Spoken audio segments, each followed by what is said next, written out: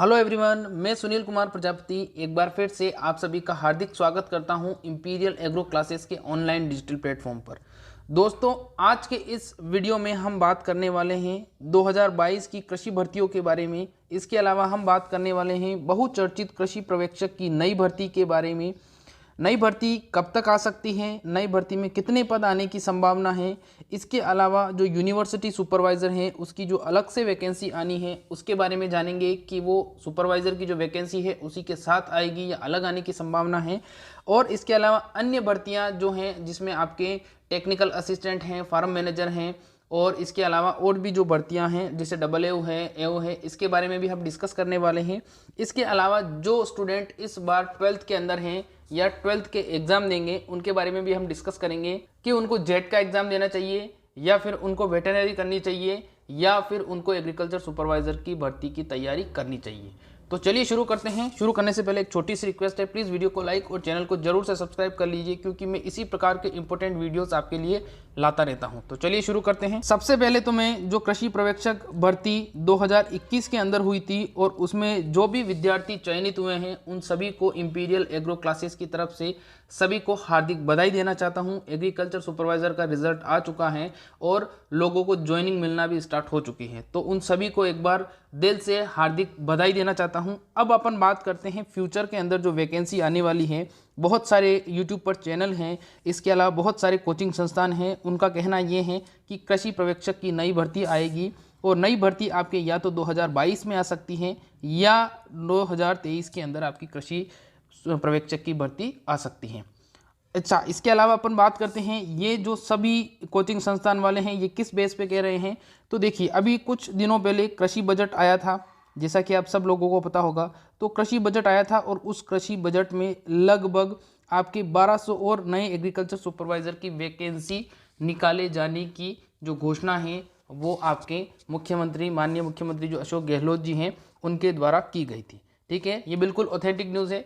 इस वीडियो के अंदर मैं जितनी भी जानकारी आपको दूंगा बिल्कुल तथ्यों के आधार पर और सोर्स के आधार पर ही दूंगा। तो कृषि बजट के अनुसार लगभग 1200 पदों के आने की संभावना है। हालांकि उन्होंने उस कृषि बजट में लगभग 2400 के समथिंग बताया था, लेकिन 2400 में से 1000 और कुछ पद जो हैं आपके 2021 वाली जो वैकेंसी थी उसके अंदर ऐड होंगे। वो जो आपके पद बढ़ाए गए थे वो पद उसके अंदर ऐड होंगे। तो बाकी लास्ट में आपके लगभग 1200 बचेंगे।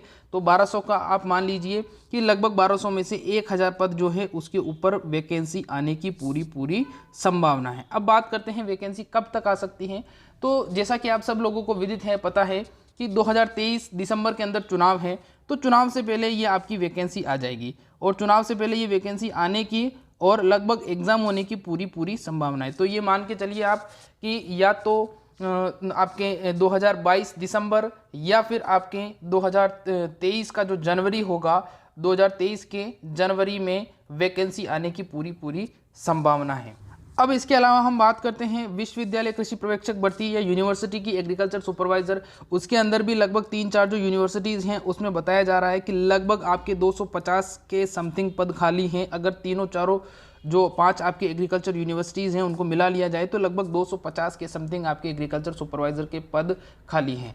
तो हो सकता है कि आपके ये जो पद हैं अलग अलग वैकेंसी ना कराकर इन सभी विश्वविद्यालयों की एक ही वैकेंसी करा ली जाए और उसके आधार पर हो सकता है कि आपके पदों को भी आपके भरा जा सकता है। फिर इसके बाद में बात करते हैं ये कब तक आएगी।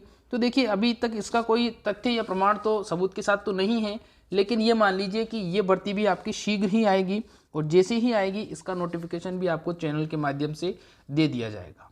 अब हम बात करते हैं कृषि विभाग के अंदर और कौन कौन सी वैकेंसीज़ हैं जिनके आने की संभावना है।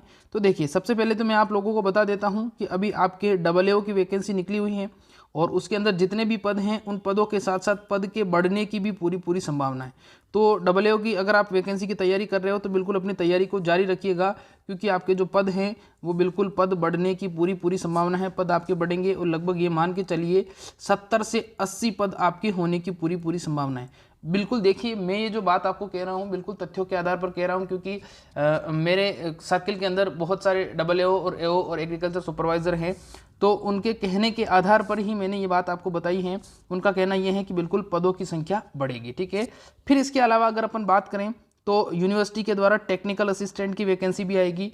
टेक्निकल असिस्टेंट की वैकेंसी में भी लगभग अच्छे खासे पद आने की इस बार संभावना बताई जा रही है। तो टेक्निकल असिस्टेंट के लिए बीएससी एग्रीकल्चर अनिवार्य होता है। तो बीएससी एग्रीकल्चर अगर आपके पास है तो आप बिल्कुल टेक्निकल असिस्टेंट और डबल लगभग सेम सिलेबस होता है इसका, तो इसकी भी तैयारी अगर आप कर रहे हो तो करते रहिए, क्योंकि अगर डबल और टेक्निकल असिस्टेंट की तैयारी अगर आप करते हो तो इसी के अंदर आपकी यूनिवर्सिटी की सुपरवाइजर की और आपके जो आरएसएम एसएसबी के द्वारा सुपरवाइजर की वैकेंसी निकाली जाती है वो सब इसी के अंदर आ गई, उनकी सबकी तैयारी इसी के अंदर हो जाएगी।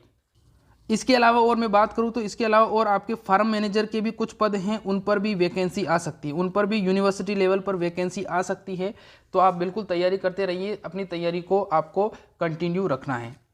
अब इसके अलावा मैं एक और अन्य भर्ती के बारे में आपको बताने वाला हूं जो बहुत ही गोल्डन अपॉर्चुनिटी है आपके लिए, लेकिन इस भर्ती के लिए क्वालिफिकेशन थोड़ा सा, आपको क्वालिफिकेशन के बारे में सबसे पहले मैं बताता हूं। ये जो वैकेंसी है ये है आपके स्कूल व्याख्याता की, ठीक है, स्कूल व्याख्याता की।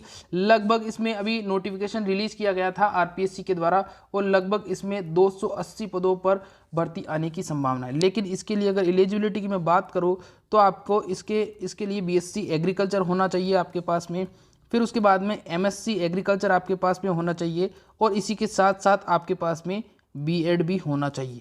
अगर ये सभी डिग्रियां आपके पास हैं तो ये मान के चलिए कि आने वाले लगभग 1 से 1.5 माह में इसका नोटिफिकेशन आ जाएगा और लगभग 280 पदों पर स्कूल व्याख्याता या स्कूल लेक्चरर की भर्ती होगी, बिल्कुल होगी।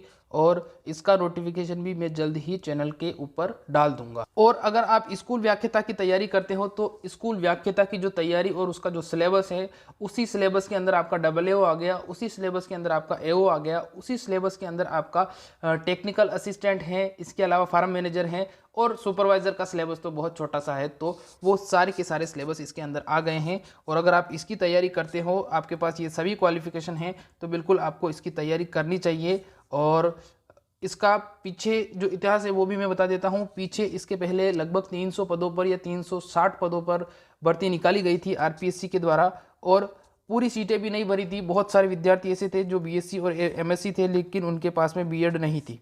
हालांकि अभी भी बहुत सारे विद्यार्थी ऐसे हैं जिनके पास बीएड नहीं है, क्योंकि बहुत कम लोगों का ध्यान इस तरफ जाता है। बहुत कम लोग होते हैं जो बीएससी के बाद में एमएससी आगे करते हैं और एमएससी के बाद बीएड करते हैं। तो ये बिल्कुल आपके लिए सुनहरा मौका है। अगर अभी तक भी आपने बीएड नहीं की है तो बीएड में अभी जाके फॉर्म भर दीजिए, क्योंकि पिछली बार भी अपीयरिंग वाले जो विद्यार्थी थे उनको लिया था। अब आगे बात करते हैं नेक्स्ट कि जो विद्यार्थी इस बार 12th के अंदर हैं उनको क्या करना चाहिए। तो देखिए 12th के बाद में आपके पास 3 रास्ते होते हैं। या तो आप जेट का एग्ज़ाम दो और जेट का एग्ज़ाम देने के बाद में आप बीएससी एग्रीकल्चर कर सकते हैं।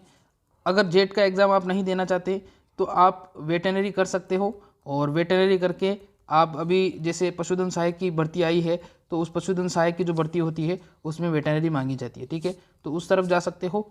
या फिर अगर आप इन दोनों को नहीं करना चाहते हो तो आप एग्रीकल्चर सुपरवाइज़र की तैयारी कर सकते हो। ये एग्रीकल्चर सुपरवाइज़र की जो अपॉर्चुनिटी है ये हमेशा के लिए नहीं रहती है, अभी पूरी आने की संभावना है इसकी, इसीलिए ये मैंने तीसरा पॉइंट आपको बताया है।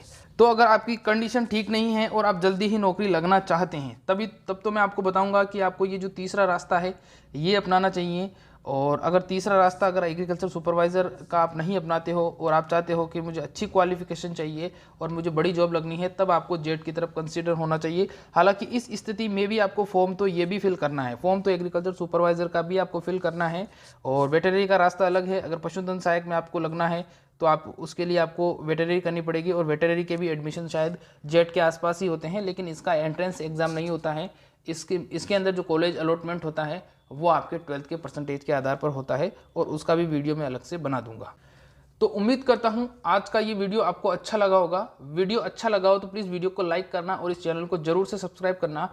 और आपको एक चीज़ और बता देता हूं, मैं अब आने वाले कुछ समय में मैं जेट के लिए भी स्पेशल टेस्ट सीरीज़ लेके आ रहा हूं, जिसके अंदर हर टॉपिक के आपको इंपॉर्टेंट क्वेश्चन मिलेंगे और बिल्कुल टॉपिक वाइज इंपॉर्टेंट क्वेश्चंस मिलने वाले हैं।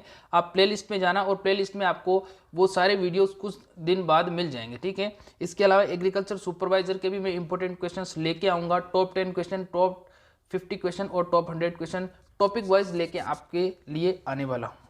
तो बिल्कुल चैनल को जरूर से सब्सक्राइब कर लीजिएगा। और एग्रीकल्चर की सुपरवाइज़र की जो वैकेंसी है इसमें इस बार बिल्कुल आपको तैयारी में करवाने वाला हूं।